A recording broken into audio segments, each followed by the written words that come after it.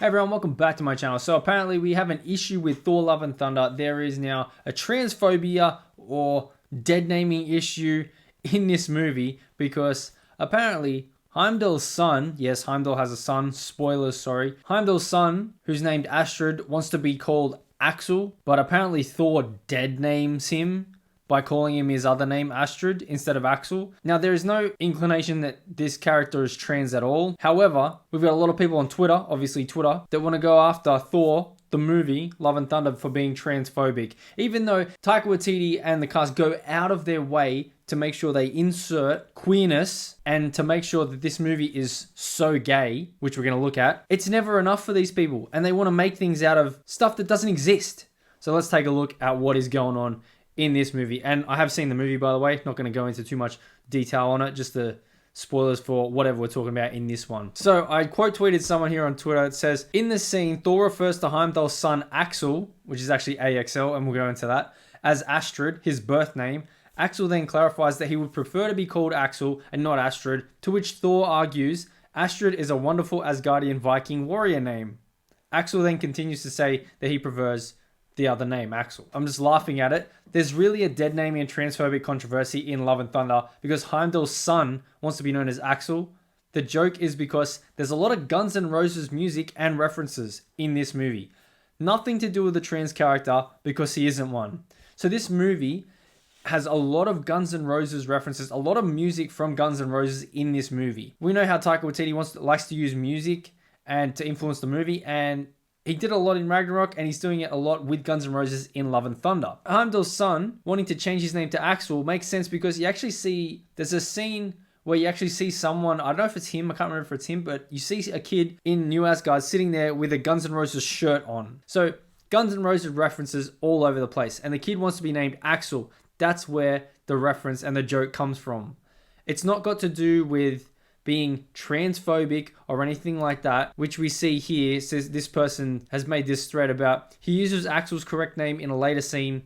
I apologize for coming off strongly. In my first tweet in the thread, I sent it immediately after the scene happened, so I was extremely shocked, and that showed. I don't think there's ill intent.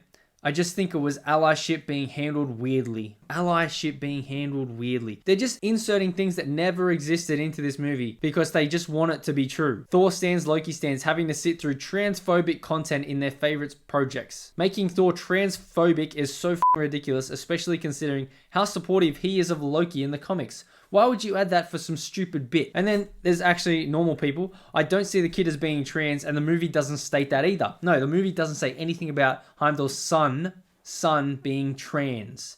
Just that he wants his name to be Axel because of the Guns N' Roses references. Speaking of Guns N' Roses, just why would he want to be called Axel? Because if anyone doesn't know, Axl Rose, the lead singer of Guns N' Roses, and it's spelled the same way, Axel with AXL.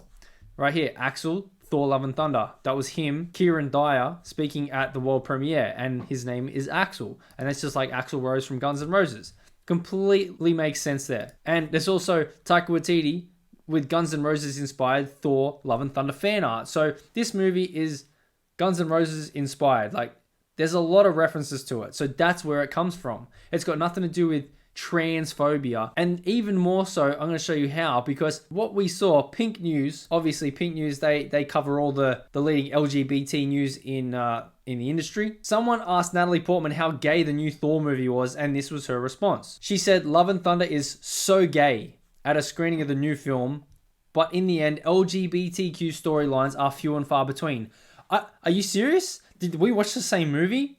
You've got Valkyrie, who kisses the hand of one of the goddesses, whatever they are, in the realm of the gods. So you know she wants a girlfriend or wants a partner who's a girl. You know she's LGBT. We already knew that from before because Tessa Thompson came out and said that, but now it's explicit. And then we also have Korg. Korg now, Taika Waititi's character, the Cronin, is also gay. So they injected that story in to make it that Cronins...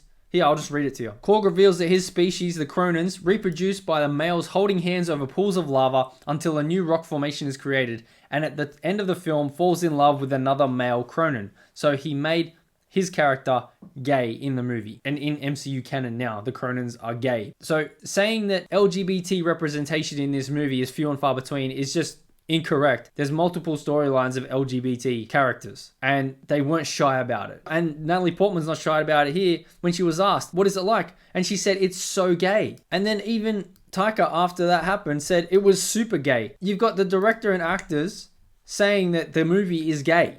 There is LGBT representation in it, but it's never enough for the people who want it to be. And they invent scenarios that never happen because they want it to exist. And it's never enough for them, and they want more and more and more. Even though you give them everything that they want, they just want more. So it's just a whole lot of Twitterati that are not happy, and they're not even really knowing what's going on, because not everyone's been able to see the movie yet, because it's only come out today in Australia, and it's not even coming out for another couple of days in America. So this might pick up a bit on Twitter in the next few days when it comes out in America, but it's just not true. They're just making something out that they want to exist, and it actually doesn't exist, because Heimdall's son is this kid here, and he wants his name to be Axel because it's a reference to Axl Rose from Guns N' Roses, who has heavily influenced this movie with its music and its art in the movie by t-shirts and other things. So there's really nothing in this. They're making things up to be offended just because they need to be offended at something, because you can never have enough representation in these movies. But all in all, the movie itself, middle of the road movie. I'd give it a 5 out of 10. There were a couple good things in there, a couple good themes, but meh. Anyway, let me know what you guys think in the comments below. Don't forget to smash the like button, subscribe to the channel if you haven't already, share this video out there, and I'd like to thank my members at the 2 Towers level, Daniel James and Sir Straith. And we'll see you all in the next one.